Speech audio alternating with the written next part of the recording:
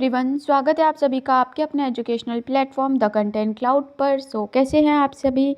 I hope आप सभी अच्छे होंगे एंड आप सभी ने अपना SBI clerk and SBI PO का फॉर्म फिल कर दिया होगा।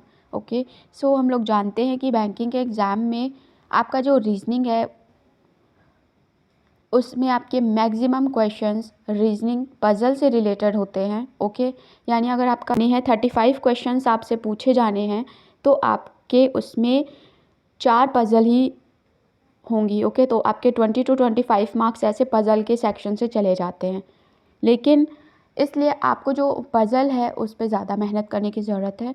अगर आपको पज़ल ज़रा सा भी डिफ़िकल्ट लगता है, ट्रिकी लगता है, तो आपको प्रैक्टिस की बहुत ज़रूरत है, बिल्कुल मैथ्स की तरह। ओके, जैसे कि मैथ्स के क्वेश्चन में प्रो होने के लिए, मास्टर होने के लिए, अच्छे से समझने के लिए हम उसे प्रैक्टिस करते हैं, वैसे ही पज़ल की भी आपको प्रैक्टिस करनी होगी, आसानी से पज़ल के क्वेश्चन आ जाएँ। इसलिए चैनल पर चल रही है पज़ल की सीरीज़, जिसकी आज क्लास 11th है।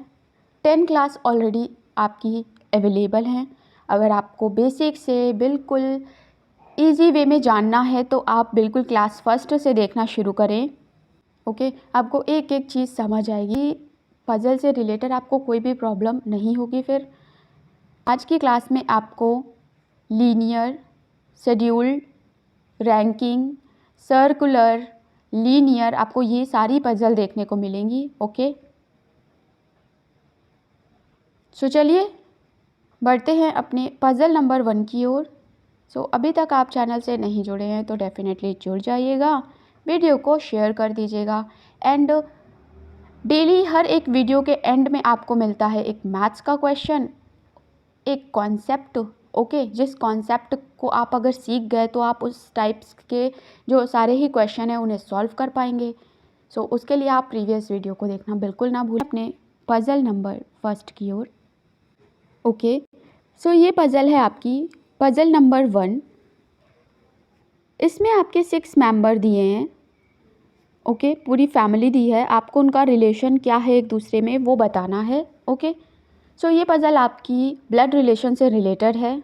ओके, एंड प्रीवियस क्लासेस में आपको इस टाइप की एक पज़ल सॉल्व करवाई थी जिसका लेवल थोड़ा ईजी था इसके कंपैरिजन में।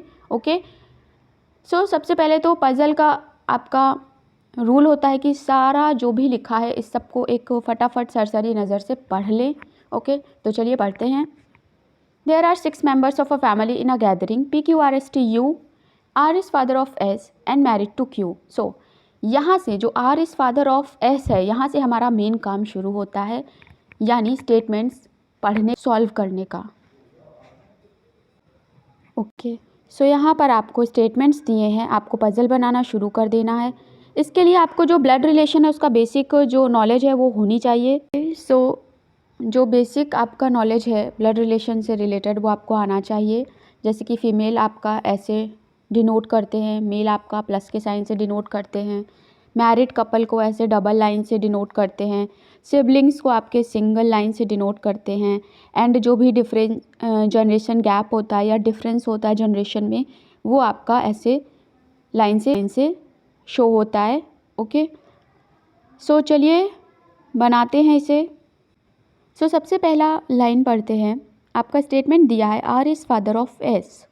R जो है वो पिता है S का। Okay, and married to Q, यानी R की शादी हुई है Q से। R is married to Q and R is father of S। Okay, तो चलिए इससे हम लोग अपने जो सिंबल के साथ है लिख लेते हैं। R की शादी आपकी हुई है Q से। ओके, एंड R का आपका जो बेटा या बेटी है वो है आपका S। ओके, लेकिन ये बेटा है या बेटी अभी पता नहीं है। Next, T is sister in law of U। Okay, T जो है वो U की सिस्टर इन लॉ है जो एक महिला है, यानी T is sister in law of U who is a female. Okay, तो यहाँ से हमें U का जो जेंडर है वो क्लियर हो गया और कह रहा है कि T is sister in law of U। देखते हैं आगे लाइन पढ़ते हैं। P is daughter of S, यानी S की डॉटर है P is daughter of S, इसे हम ऐसे डिनोट करेंगे। ओके, नेक्स्ट लाइन है P is daughter of S। So next statement आपको दिया है S is not married to T। Okay, तो अब हमने देखा कि P Q R S T U हमारे ये 6 ही मेंबर हैं जिनमें आपका R Q S and P आपके दोनों बैठ चुके हैं। ओके, ऑलरेडी सेट हैं, डिसाइडेड हैं। नेक्स्ट हमने जाना कि जो S है उसकी शादी T से नहीं हुई है, यानी S is not married to T। तो ये आपकी इसकी शादी तब हुई U से। ओके, क्योंकि U ही तो बचा, एक U और एक T, ये दो आपके मेंबर बचे हैं जिनमें बोला है कि S is not married to T, तो S is married to U। And ऊपर एक लाइन आपकी थी U हु इज़ फीमेल, तो U हमारी हो गई फीमेल, S हो गया मेल। एंड ऊपर एक और लाइन थी कि T is sister in law of U, यानी जो T है वो सिस्टर इन लॉ है U की, यानी ये इसकी भाभी है। ओके, सिस्टर इन लॉ है, तो S एंड T हो गए आपके भाई बहन, S एंड U आपका एक पेयर हो गया, एंड R एंड Q आपका एक मैरिड कपल हो गया, S एंड U आपका एक मैरिड कपल हो गया, P जो हो गई वो उसकी डॉटर हो गई। ओके, सो एक बार हम लोग इसको मैच कर लेते हैं। R is father of S, R is father of S, R is father of S। Okay, R father है तो Q मदर हो गई, जेंडर इनका क्लियर हो गया। नेक्स्ट है T is sister in law of U, T is sister in law of U। Okay, ये sister in law है। U हो इज़ अ फीमेल। ओके, जो प्रीवियस क्लासेस हैं उनमें आपका ये जो हु आता है, विच आता है, एंड आता है, बट आता है। ओके, इनका क्या यूज़ होता है, कैसे हम ये तय करें कि ये, और हिंदी में आपका जो, जिसके, जिसका, ये सब आपने यहाँ पर मेंबर के लिए यूज़ हो रहा है या किस थिंग के लिए यूज़ हो रहा है, ये आपका प्रीवियस क्लास में डिटेल में समझाया है। ओके, तो आपको कोई भी अगर डाउट है तो आप प्रीवियस क्लास ज़रूर देख लीजिएगा। नेक्स्ट हम लोग बढ़ते हैं कि P is daughter of S, बिल्कुल P फीमेल हो गई। S is not married to T, S is not married to T, तो ये हो गई बहन, एंड U हो गया इसकी वाइफ। तो आपने देखा था कि T एंड U के बीच में हमने कैसे डिसाइड किया था। Okay, Q has one daughter, Q has one daughter and one son. Okay, तो Q की आपकी एक बेटी है T एंड एक बेटा है S। सो इस तरीके से देखा यहाँ पर हमारी सारी पज़ल बिल्कुल मैच हो गई है, कोई भी गलती नहीं निकली है। सो हमारी ये पज़ल एकदम करेक्ट है। अब इससे रिलेटेड आपके बैंकिंग के एग्ज़ाम में तो आपके 5 क्वेश्चंस आते हैं, बाकी RRB NTPC या और भी जो स्टेट एग्ज़ाम्स होते हैं उनमें आपका एक एक क्वेश्चन ही पूछा जाता है। सो ओवरऑल ये आपका 5 क्वेश्चन का ये सरल सा पज़ल आपका बन गया है। अब इसमें आपका पूछे कि QP की कौन है, Q और P में क्या रिलेशन है, QP का कौन है, तो QP की आपकी ग्रैंड मदर आ गई। ओके, Q जो है वो P की ग्रैंड मदर है। सो इसी तरीके से आपके और भी क्वेश्चन पूछे जा सकते हैं जिनके आप उत्तर आसानी से दे देंगे। ओके, सो बढ़ते हैं हम लोग अपनी नेक्स्ट पज़ल की ओर। ओके, सो सेकंड नंबर की पज़ल हमारी सर्कुलर पज़ल है। प्रीवियस क्लासेस में हम लोग बहुत सारी सर्कुलर पज़ल कर, आप उन क्लासेस को देख के अपनी अच्छी प्रैक्टिस कर सकते हैं। एंड जो भी क्लासेस है उसमें सिर्फ आपकी प्रैक्टिस पर्पस से ही नहीं, प्रीवियस ईयर पज़ल्स भी आपकी शामिल की गई हैं, तो आप बेफिक्र होकर इन्हें सॉल्व करिए, क्योंकि इसी टाइप के प्रश्न आपके PO एंड क्लर्क में, IBPS PO क्लर्क में, या आपके जो ग्रामीण बैंक के पेपर होते हैं इनमें इसी टाइप से पूछे जाएंगे। सो बढ़ते हैं अपनी पज़ल की ओर। सबसे पहले हम लोग को एक तरीके से स्कैन करके इसको जल्दी जल्दी रीड करना है। उसके बाद अपने माइंड में ये सेट करना है कि कौन सी पज़ल है, कितने लोग हैं, क्या हमें करना होगा, ये सब पैरेलली लेकर चलना है। ओके, सो पढ़ते हैं। 8 पीपल हैं, 8 पीपल क्लियर हो गए, 8 पीपल हमें ये क्लियर हो गए। ओके, PQRSTUVW हैं, एक सर्कल में आसपास बैठे हैं। ओके, सबका फेस सेंटर की ओर है, सेंटर की ओर है, लेकिन इस ऑर्डर में नहीं है।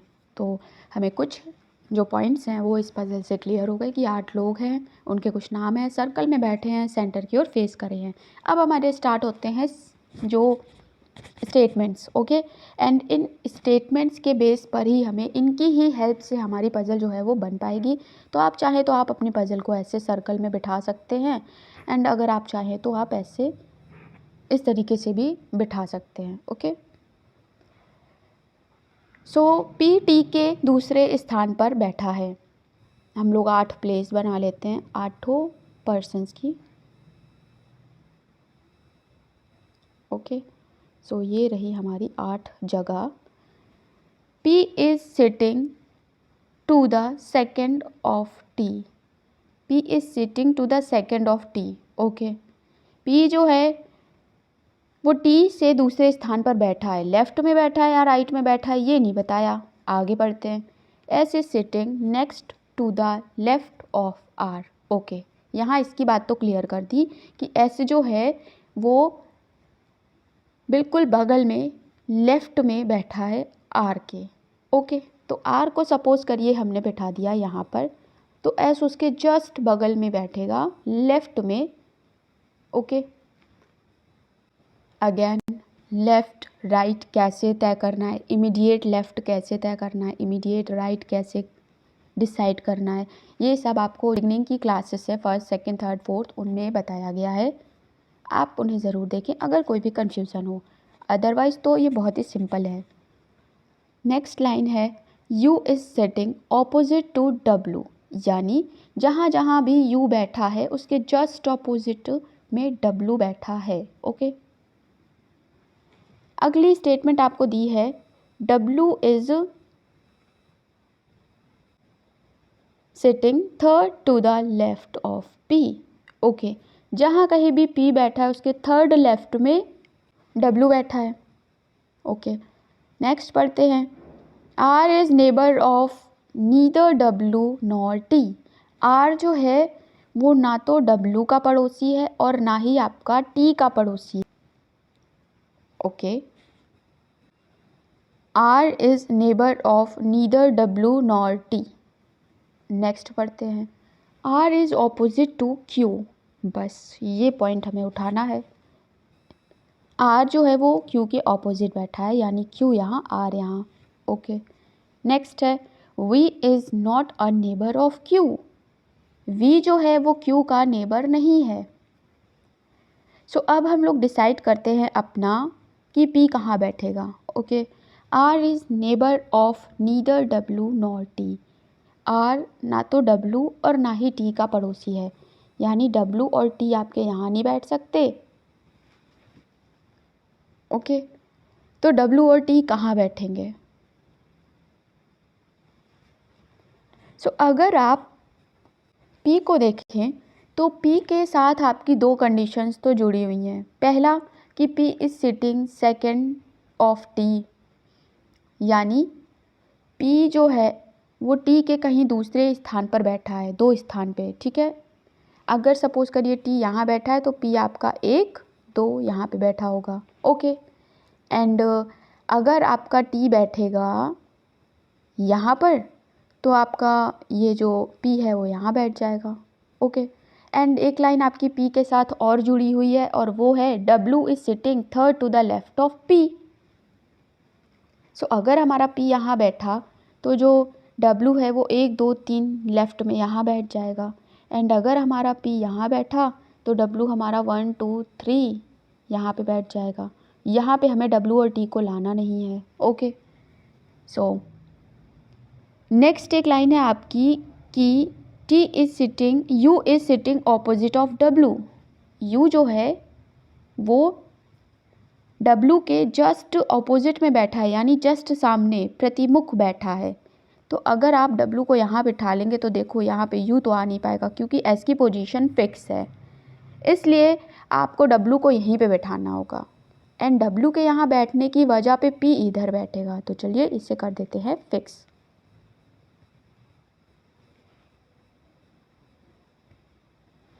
तो हमारा जो P है वो यहाँ बैठा एंड आपका W यहाँ बैठा।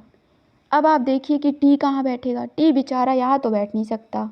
ओके, एंड T यहाँ पे बैठेगा नहीं क्योंकि T और P के बीच में 2 प्लेस का वो है डिफरेंस। ओके, P जो है वो सिटिंग सेकेंड ऑफ T, कहीं ना कहीं वो सेकेंड ऑफ T है, तो इसलिए T की जो पोजीशन है वो तो यहीं पे फिक्स हो गई, राइट। W के यहाँ पर बैठते से U की पोजीशन यहाँ फिक्स हो गई क्योंकि जो W है उसके जस्ट अपोजिट में U बैठा है। अब बचा हमारा कौन? V। तो वी हमारा क्यू का पड़ोसी है नहीं, यहाँ बैठ जाएगा।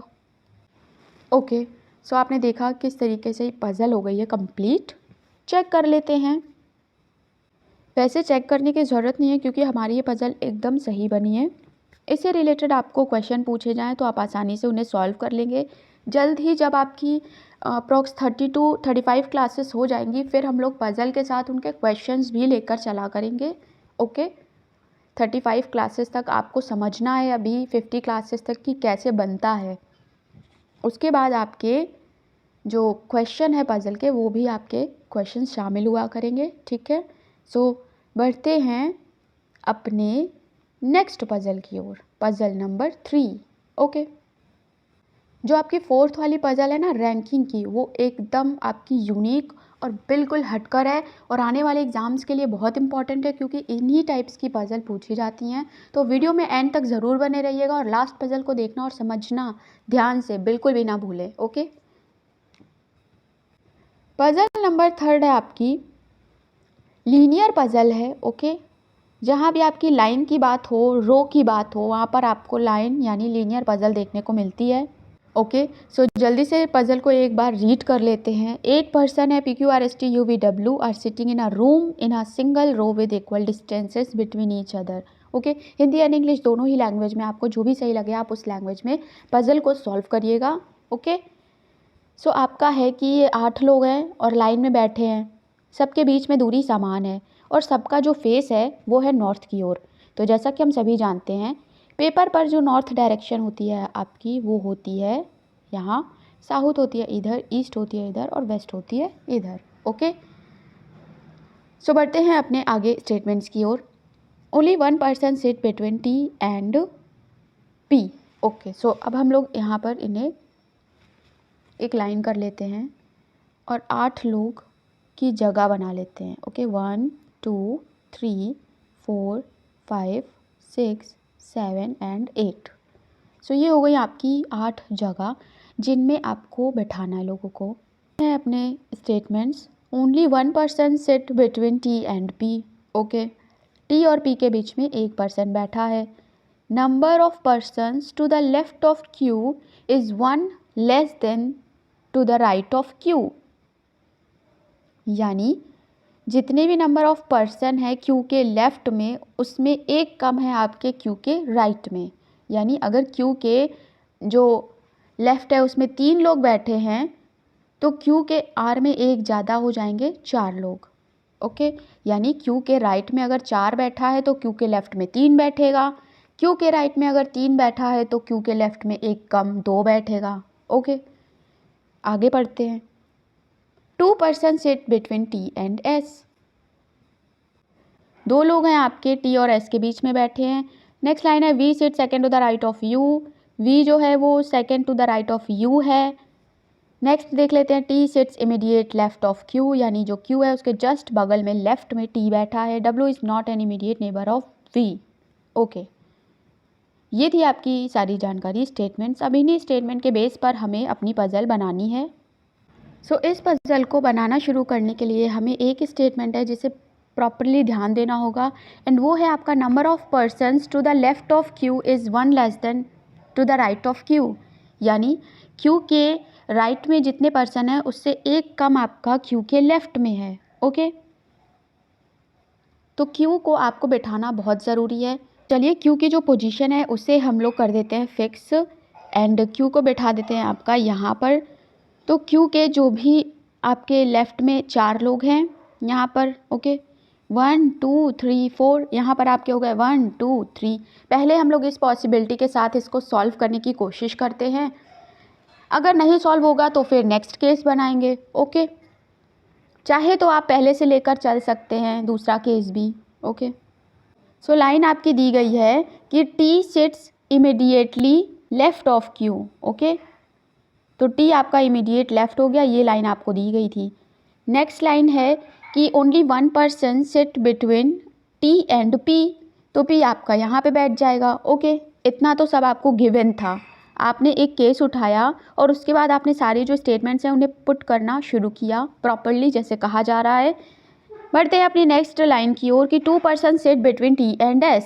टी और एस के बीच में 2 लोग हैं, चलिए 2 लोग बैठा। सो नेक्स्ट स्टेटमेंट है V sit second to the right of U, यानी यू के सेकेंड टू राइट में आपका वी बैठा है। ओके, तो अगर आप जो यू है उसे यहाँ पे बैठा लेंगे तो आपका यहाँ पे सेकेंड टू राइट में वी नहीं आ पाएगा। ओके, एंड अगर आप यहाँ पे बैठा लेंगे तो आपका वी यहाँ आ जाएगा।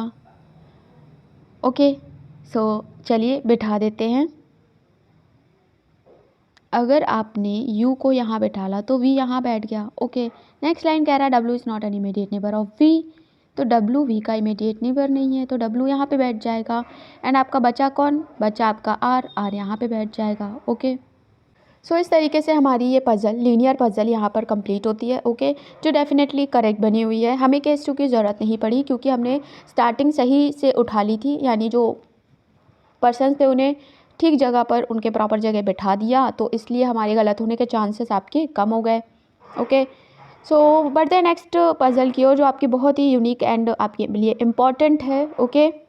ओके, सो ये है आपकी 4th नंबर की पज़ल जो आपकी रैंकिंग से रिलेटेड है। तो पज़ल को हम लोग पढ़ते हैं। 8 friends ABCDEFGH have to deliver lecture on either the 6th or 17th of 4 different months among January, March, April and July. Okay, 8 मित्र हैं जो जनवरी, मार्च, अप्रैल और जुलाई के जो 6 या 17 तारीख हैं उन दोनों तारीख को वो अपना जो लेक्चर है वो देते हैं। ओके, नेक्स्ट आपका एक पॉइंट है कि कोई भी 2 पर्सन से ज़्यादा लेक्चर आपका एक मंथ में नहीं दे सकता। ओके, यानी जनवरी की 6 एंड 17 डेट को आपका 2 ही व्यक्ति हैं जो लेक्चर देंगे, तीसरा वाला नहीं दे सकता, कोई भी तीसरा व्यक्ति नहीं दे सकता। Only 1 person will deliver a lecture each day.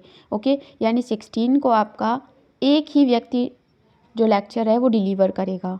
Okay, so अब आपके बढ़ गए स्टेटमेंट शुरू हो चुके हैं। A delivered his lecture on the 6th of month which has only 31 days.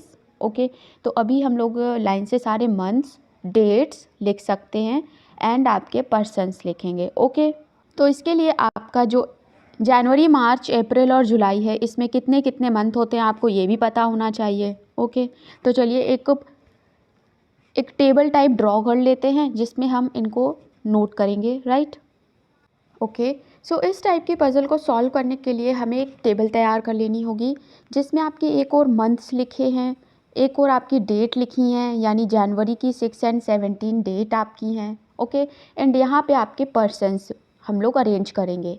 तो बेसिकली पहले आपको ये एक रैंकिंग का क्वेश्चन है, कुछ पर्सन्स पहले होंगे कुछ बाद में होंगे, तो वो आपके स्टेटमेंट के साथ साथ अरेंज होते जाएंगे। ओके, मंथ के साथ हम लोगों ने यहाँ पे लिख लिया है ये जो आपका दिन है ना, कितने दिन होते हैं मंथ में, ये चीज़ आपकी यहाँ पर नोट कर दी है। सो आपने मंथ ड्रॉ कर लिए, उनके कितने डेज होते हैं ये लिख लिया, डेट्स लिख ली। ओके, अब हम लोग पढ़ते हैं statements. Okay, A deliver his lecture on the 6th of the month which has only 31 days but not in the month of March. A अपना जो लेक्चर है वो 6 तारीख को देता है लेकिन मार्च में नहीं देता है, यानी वो आपका जो लेक्चर है या तो जुलाई में देगा या फिर आपका जुलाई की 6 तारीख को देगा या जनवरी की 6 तारीख को देगा। ठीक है, आगे बढ़ते हैं। तो यहाँ से आपको एक चीज़ क्लियर हो गई कि या तो ए आपका यहाँ होगा, ए यहाँ होगा या फिर आपका ए यहाँ होगा। ओके, नेक्स्ट है E deliver the lecture immediately after B. B के जस्ट आफ्टर ई आता है, जहाँ भी बी आएगा उसके जस्ट आफ्टर आपका ई है। ओके, नेक्स्ट स्टेटमेंट है only 3 lectures were delivered between A and B. A और बी के बीच में 3 लेक्चर डिलीवर हुए हैं, यानी एक तो ई हो जाएगा, 2 और कोई होंगे, फिर आपका ए कहीं होगा। ओके, नेक्स्ट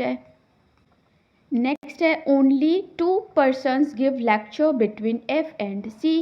एफ और सी के बीच में आपके 2 लोग हैं जो लेक्चर देते हैं।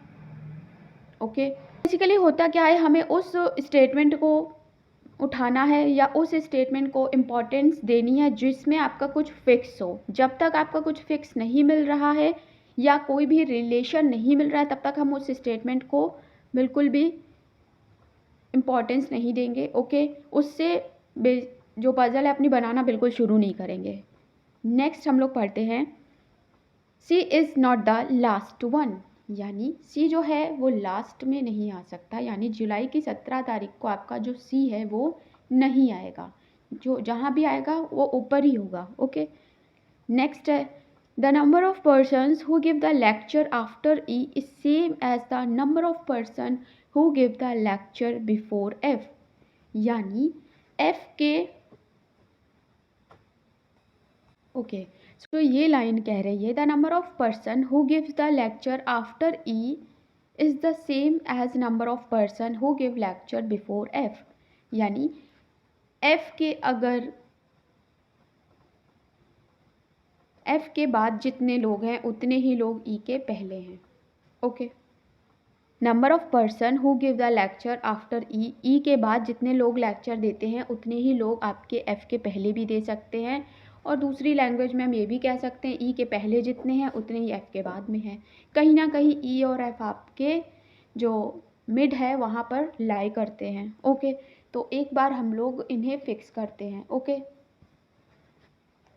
सो साइड में हम लोग इन्हें ड्रॉ कर सकते हैं। सो हम लोग ये कह सकते हैं ई के जितने ऊपर हैं उतने ही एफ़ के नीचे लोग हैं, राइट।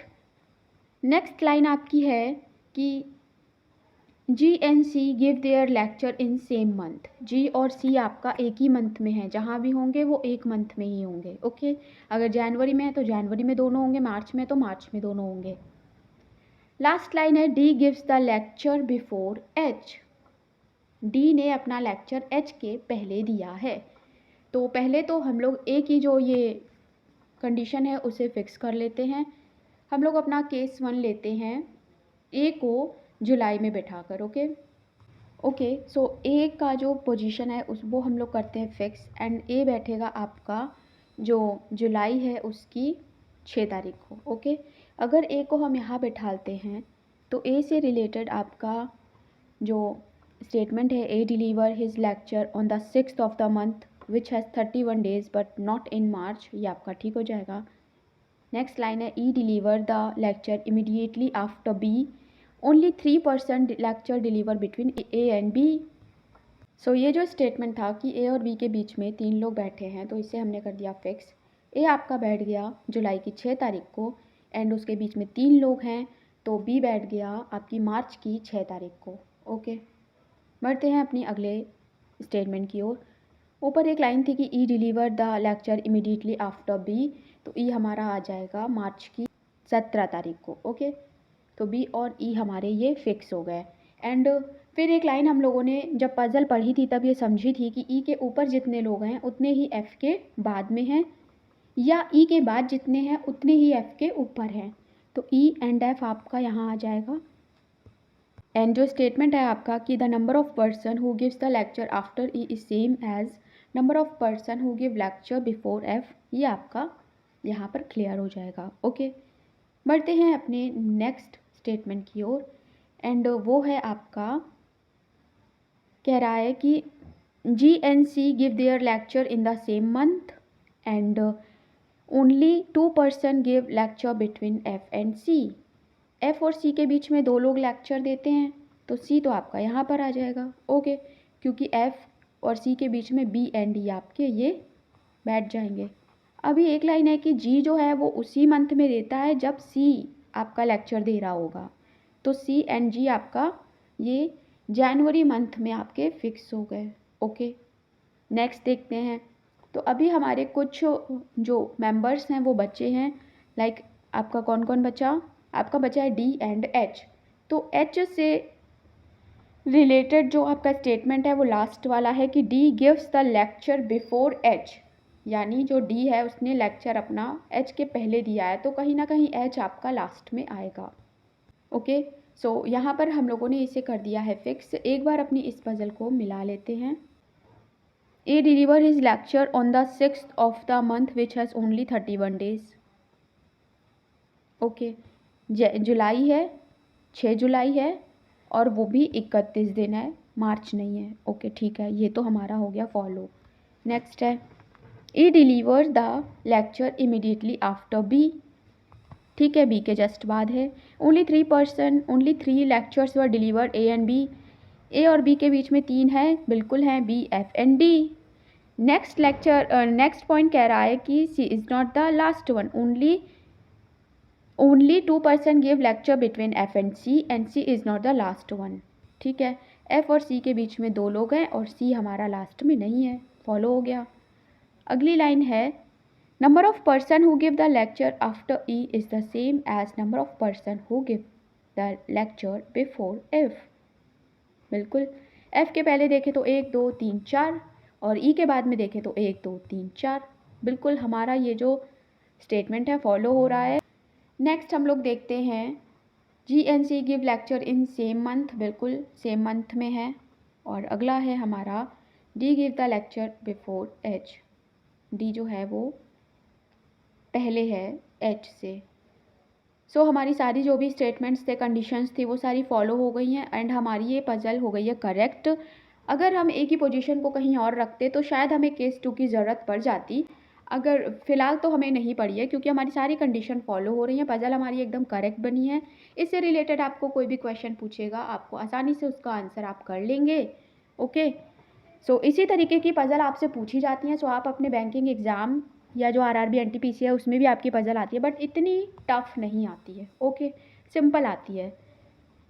जैसी आपकी लीनियर और सर्कुलर थी उस लेवल की पजल आपको एनटीपीसी में पूछी जाएंगी, इतनी हाई नहीं पूछी जाएंगी। लेकिन आपको प्रैक्टिस तो करनी पड़ेगी, प्रैक्टिस आपको पूरी ही करनी पड़ेगी। ओके, तभी ना आपकी कोई चीज़ अच्छे से आपको समझ आएगी, आप उसमें मास्टर हो पाओगे।